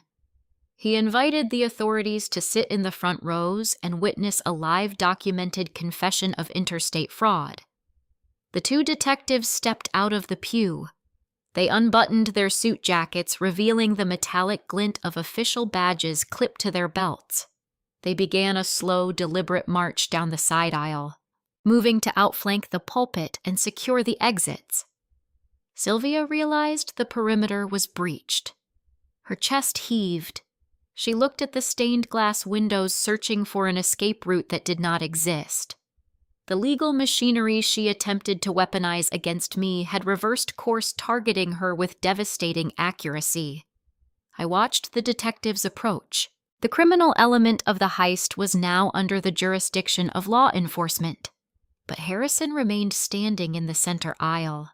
He leaned on his mahogany cane, his eyes scanning the terrified faces of my parents and my sister. The federal authorities could handle the forged municipal documents and the stolen charity funds, but the internal architecture of the family remained his domain. He reached into his suit jacket a second time, signaling that the financial reckoning was only half finished. The two detectives secured the perimeter, standing shoulder to shoulder near the heavy oak doors. Their presence neutralized any physical escape. But Grandfather Harrison required a different kind of closure. He did not invite his legal counsel simply to witness an arrest. He engineered this gathering to conduct a public financial execution. The sanctuary ceased to be a house of worship. Surrounded by towering arrangements of white lilies and flickering memorial candles, the room transformed into a tribunal. Harrison turned his gaze back to the Boston estate attorney. The lawyer stepped out of the third row, clutching a thick manila folder. He bypassed the detectives and walked directly to the center aisle, stopping beside my grandfather. He unclasped the folder and extracted a crisp stack of legal documents. The pristine white paper contrasted sharply against the dark wood of the pews. "Read the addendum," Harrison instructed. His voice offered no room for negotiation. The attorney adjusted his wire-rimmed glasses. He cleared his throat, projecting his trained, authoritative voice across the silent congregation. Acting upon the explicit directives of the grantor Harrison Thorne, the living trust established in 2010 is hereby dissolved and immediately restructured. The attorney read, "Effective as of 9 o'clock this morning, all prior beneficiary designations are irrevocably revoked." The legal terminology washed over the high society crowd. I watched Harper. Her manicured hands gripped the wooden backrest of the pew in front of her. The knuckles shone stark white. The reality of the attorney's words dismantled her future syllable by syllable. The attorney turned the page. He did not rush the delivery. Furthermore, the grantor explicitly disinherits his daughter, Sylvia Williams, and his granddaughter, Harper Williams. They are severed from the estate in perpetuity. They shall receive no capital, no real property, no maritime dividends, and no future considerations. This exclusion is final and cannot be contested in probate. The financial execution was cold, swift, and undeniable. $8.5 million evaporated into the chilled air of the sanctuary. The trust was the sole remaining pillar supporting my mother's country club facade. It was the bailout fund meant to erase Harper's impending civil judgment. Harrison had waited for the exact moment they thought the vault was open to slam the steel door shut forever. Sylvia could no longer support her own weight. The performative grief she maintained for 2 years shattered under the crushing gravity of actual loss. Her knees buckled. She collapsed sideways into the front pew, her shoulder striking the polished wood. A raw guttural wail tore from her throat. These were not the delicate, practiced tears of a martyr. This was the agonizing, ugly sound of a predator watching her entire acquired kingdom burn to ash. She buried her face in her hands, weeping for her vaporized wealth and her destroyed social standing. But the restructuring of the estate required a new destination for the capital. A vacuum of that magnitude must be filled. Harrison tapped his mahogany cane against the floorboards, demanding the attorney finish the recitation. The entirety of the $8.5 million estate, including all liquid assets, residential properties, and commercial maritime holdings, is hereby transferred into a newly established blind trust. The attorney continued, his voice cutting through Sylvia's sobbing. The sole entity appointed to oversee, manage, and liquidate these assets is Williams Estate Management and Arizona Limited Liability Corporation. The attorney closed the manila folder. He lowered his hands. I stood motionless in the center aisle. I did not smile. I did not gloat. The validation required no physical reaction. My grandfather had not simply handed me an inheritance. An inheritance is unearned capital. Instead, he awarded my firm the ultimate corporate contract. He validated the 16-hour workdays, the meticulous appraisals, and the grueling years I spent building an empire from the desert floor. He entrusted his legacy to the ledger I created. I was no longer the scapegoat of the Williams family. I was their liquidator. The definitive finality of the reading hung over the room. The country club elite sat frozen, processing the brutal efficiency of the maneuver. Then a shuffling sound broke the tension near the front row. My father stood up. Greg navigated around Harper, stepping tentatively into the center aisle. His face was a mask of pleading desperation. He looked at the plainclothes detectives, the resolute estate attorney, and the weeping woman slumped in the pew. For 3 decades, Greg utilized a specific strategy to survive his marriage. He avoided conflict, smoothed over rough edges, and offered hollow platitudes to keep the peace. He stepped toward Harrison, raising his hands in a placating gesture. "Harrison, please," Greg said, his voice trembling with a weak, desperate cadence. "Let us take a step back. This has gone too far. Sylvia made a terrible mistake, but she is still your daughter. We can fix this quietly. We are a family. We need to heal." He deployed the exact same phrasing he used 5 years ago in the kitchen, right after Sylvia forged my signature on the mutual fund transfer. He wanted to sweep the wreckage under the rug. He wanted to pretend the fire had not consumed the house. Harrison did not flinch. He looked at his son-in-law with an expression of profound, unyielding disgust. "Do not speak to me about family," Harrison stated. His baritone voice dropped an octave, carrying the fatal weight of a judge delivering a sentence. "You watched your wife steal from your youngest child. You allowed her to forge government documents. You put on a dark suit, drove to this church, and prepared to sign an affidavit, swearing your living daughter was dead, just so you would not have to endure an uncomfortable argument at the dinner table." Greg opened his mouth, but the defense died in his throat. He lowered his hands. "You are a passenger in your own life, Greg." My grandfather continued, driving the verdict home. "You stood by while your wife buried your living daughter. You are nothing." The assessment was surgical. It stripped away the last remaining layer of my father's dignity, exposing the hollow core of his existence. Greg shrank back, his chin dropping to his chest. He retreated to the wooden pew, taking his seat beside the ruins of his wife and his golden child. He stared at his leather loafers, assuming the exact passive posture he held my entire life. The ledger was updated, the trust was secured. The authorities held the perimeter. The high society congregation realized the performance was over. The exit doors remained guarded by law enforcement, and the consequences of the forged memorial were about to transition from civil humiliation to criminal processing. The tension in the sanctuary shifted, preparing for the devastating social and legal fallout that would follow the drop of the gavel. The high society congregation did not linger to offer their respects. The illusion of a dignified memorial fractured, replaced by the acute, uncomfortable reality of a criminal investigation. The affluent neighbors, the country club board members, and the local politicians stood up from the wooden pews in near unison. They gathered their expensive wool coats and designer handbags, their expressions hardening into masks of self-preservation. In circles defined by wealth and reputation, proximity to a federal scandal is a fatal contagion." They turned their backs on the pulpit and funneled toward the side exits, eager to distance themselves from the architects of the fraud. Uncle Edward, my mother's older brother, did not join the immediate exodus.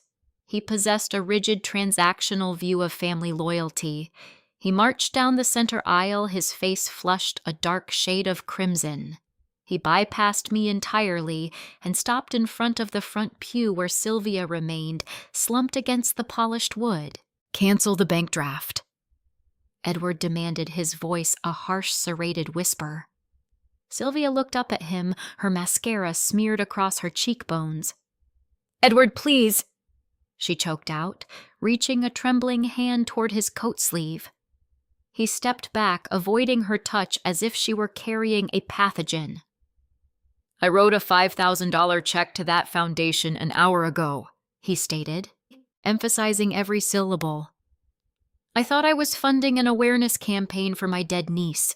You used my grief to subsidize a shell company. If that money clears my account, I will personally hand the financial records to the district attorney.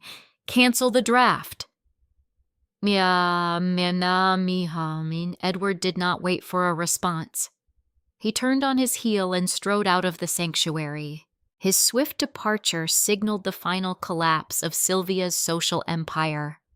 She was a pariah, stripped of her audience and her funding in the span of 10 minutes. The two plainclothes detectives stepped forward from the perimeter. They bypassed the retreating mourners and approached the front row. They did not raise their voices or draw their weapons.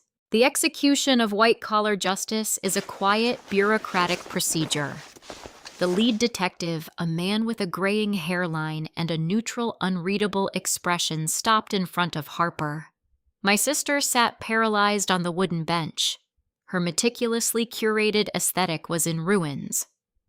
"Harper Williams," the detective said, producing a folded warrant from his suit jacket. "We are securing the digital hardware associated with the fraudulent charitable campaign. Hand over the mobile device." Harper clutched her expensive leather purse against her chest. She shook her head, a reflexive gesture of denial. "You can't take my phone," she whispered, her voice trembling. "My entire life is on there. My accounts, my contacts, my business." "That is exactly why we require it," the detective replied, his tone devoid of sympathy. "The device is now classified as primary evidence in an active interstate wire fraud investigation." He retrieved a thick, clear plastic evidence bag from his pocket. He held it open, waiting. For Harper, the smartphone was not merely a communication tool. It was her oxygen. It was the portal she used to construct her fictitious lifestyle influencer persona. Through that screen, she filtered her reality, leased her luxury, and projected a pristine image to thousands of strangers. Without it, she was just an unemployed woman facing a catastrophic civil judgment and a criminal indictment. She opened her purse with shaking fingers. She extracted the device. The screen illuminated, displaying a glossy, edited photograph of herself standing on a sunlit balcony. She held the phone over the open plastic bag and let go. The device dropped into the evidence pouch. The detective sealed the plastic strip at the top. The screen went dark, trapped behind the thick polymer. Her digital existence was erased in a fraction of a second. She buried her face in her hands, weeping for the loss of her audience. Grandfather Harrison watched the seizure from the center aisle. He leaned his weight onto his carved mahogany cane, his piercing gaze shifting from Harper to Sylvia. The criminal investigation was now in the hands of the authorities, but the financial ledger of the family remained unbalanced. He had one final edict to deliver. "You have accumulated a devastating deficit, Sylvia," Harrison stated, his baritone voice echoing in the emptying church. "Harper owes an investment group $400,000. You owe restitution to every single person who donated to your fictitious memorial fund today. To avoid immediate pretrial detention, you must demonstrate the financial capacity to repay the stolen capital." Sylvia lifted her head. Her eyes were bloodshot hollow with defeat. "You just disinherited me," she sobbed, her voice cracking. "The trust is gone. I don't have liquid cash. You know I don't have the money." Harrison leveled his gaze. "You possess one tangible asset," he corrected her. "The colonial estate in Westport. It is fully paid off. It holds significant equity. You will list the property for immediate liquidation. You will sell the house, the imported furnishings, the contemporary art, and the vehicles. Every cent of the proceeds will be placed in an escrow account to satisfy the civil judgments and the criminal restitution." The Westport estate was Sylvia's crown jewel. It was the physical manifestation of her status, the stage where she hosted her high society garden parties and projected her flawless image. The demand to sell it was a fatal blow, but Harrison was not finished. "To ensure the liquidation is handled with strict objective efficiency," he continued, emphasizing the final twist of the blade, "I am legally appointing an independent contractor to manage the appraisal and the auction." He turned his head and looked directly at me. "Williams Estate Management will handle the contract," Harrison announced. The poetic justice hung in the air, a flawless, symmetrical equation. Sylvia had attempted to erase my identity to steal a fortune. Now she was legally mandated to surrender her fortress to my firm. I would be the one dispatching the box trucks to her pristine driveway. I would be the one walking through her manicured hallways with a clipboard tagging her crystal vases, her Persian rugs, and her mahogany dining table with barcode stickers. I would literally dismantle the museum of my childhood, pricing her performative life down to the final dollar. Strangers would walk through her foyer with muddy shoes, bidding on the remnants of her shattered kingdom. I looked at my mother. She stared back at me, her eyes wide with a horrified, dawning comprehension. The daughter she cast out as a scapegoat was returning as the liquidator. She was trapped, bound by the very legal and financial systems she tried to manipulate. I did not smile. I did not offer a smug remark or a dramatic monologue. Gloating is an emotional reaction, and I was an auditor closing a file. I turned away from the pew and walked the 5 steps to the elevated wooden pulpit. The metal microphone remained on the slate floor where Sylvia dropped it. I bent down, picked up the cylindrical device, and placed it neatly back into its black plastic stand, a symbolic restoration of order. The performance was officially terminated. I walked back down the steps and stopped beside Grandfather Harrison. He offered a brief, approving nod, a silent acknowledgement between 2 professionals who successfully navigated a hostile audit. I leaned forward and placed a gentle kiss on his weathered cheek. "I will see you in Arizona next week," I told him quietly. I turned my back on the pulpit, the detectives, and the ruins of my immediate family. I adjusted the strap of my leather portfolio. I walked down the long center aisle, my loafers striking the slate floorboards with the same steady metronomic rhythm I established when I entered. I did not look over my shoulder. I reached the vestibule, placed both hands against the cool brass handles, and pushed the heavy oak doors open. The crisp, unvarnished daylight washed over me as I stepped out of the church, leaving them to calculate the cost of their own lie. 1 week later, I sat behind the expansive mahogany desk in my corner office. The Arizona sun beat against the floor-to-ceiling windows, casting sharp geometric shadows across the polished hardwood floor. Outside, the midday heat was unforgiving, baking the asphalt and bleaching the desert landscape into a muted palette of tan and sage. It is a dry, sterile climate that naturally burns away impurities. I have always preferred it over the damp, suffocating chill of New England. The environment demands resilience, offering no quarter for fragile illusions. My commercial banking accounts were fully restored. The deceased flag was purged from the Federal Registry within 24 hours of the church incident, thanks to expedited legal intervention from my corporate counsel. Friday payroll processed on schedule without a single anomaly. The structural integrity of Williams' estate management remained pristine. The fallout on the East Coast was swift and bureaucratic. The regional district attorney does not offer lenient plea deals for fabricating municipal documents to defraud an estate. Sylvia and Harper were formally indicted on Tuesday morning. The official charges included conspiracy to commit wire fraud identity theft and the forgery of a state-issued death certificate.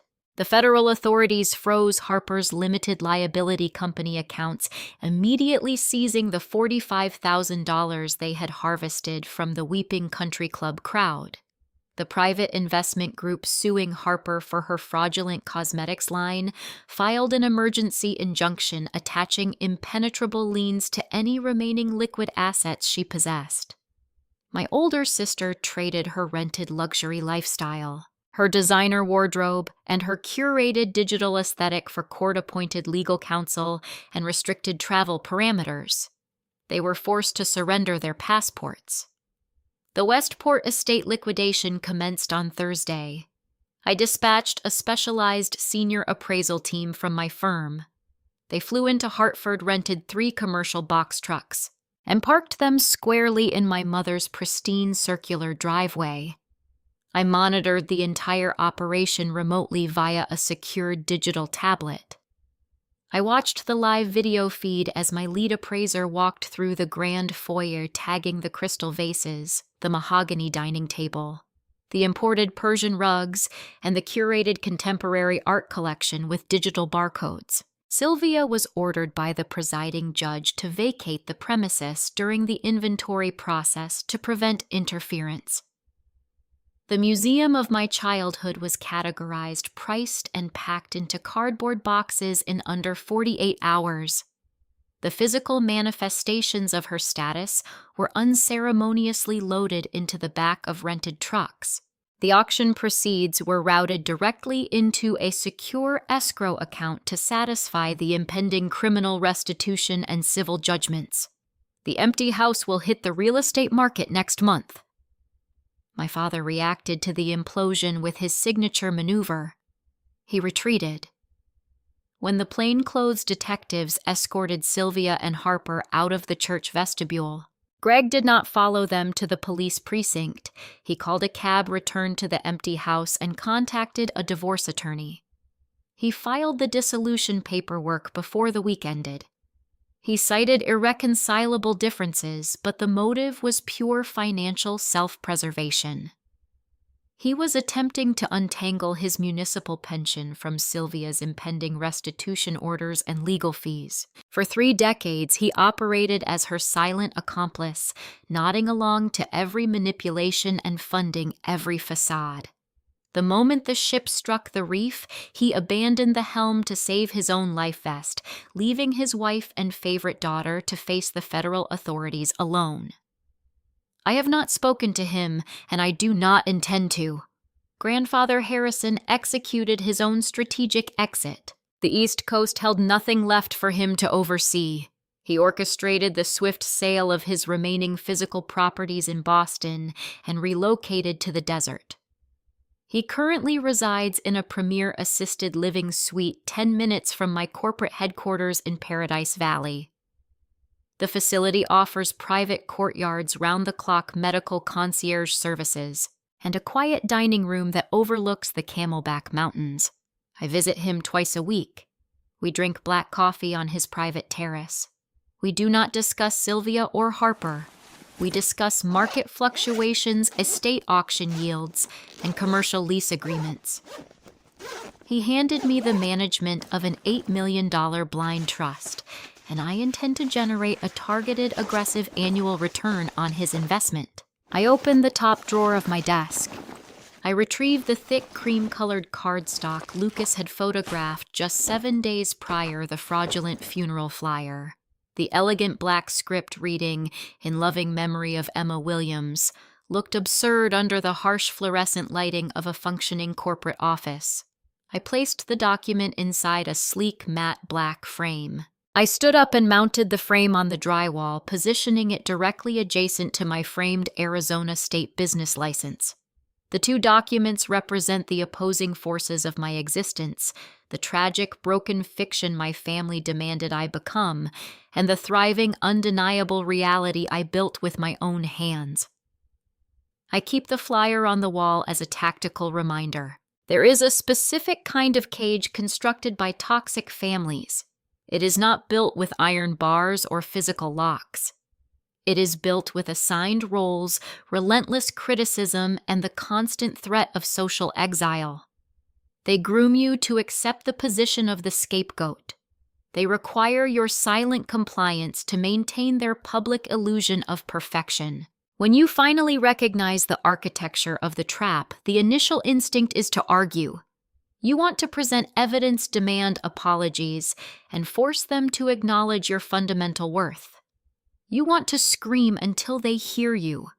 But negotiating with an illusion is a squandered effort. The people who demand your destruction to build their narrative are never worth your silence, and they are certainly not worth your anger. You cannot cure their dysfunction by participating in their drama. The most effective response to a fabricated reality is undeniable empirical success. You do not ask for permission to exit the cage. You simply turn your back and walk out. You build an empire outside their jurisdiction. You establish a foundation so solid that their lies shatter upon impact. You find your worth in the metrics you control, in the ledgers you balance, and in the peace you cultivate. And when they inevitably attempt to pull you back into their chaos, you do not offer them a screaming match in a crowded room. You offer them a silent, immovable wall of facts. You force them to read the fine print of their own failure. That concludes my story. One forged death certificate, a multi-million-dollar trust, and a funeral I disrupted without raising my voice. If you have ever walked away from a table where love was conditional and respect was non-existent, I want to hear from you. Leave a comment sharing the moment you recognized your own worth and stopped playing the role they assigned to you.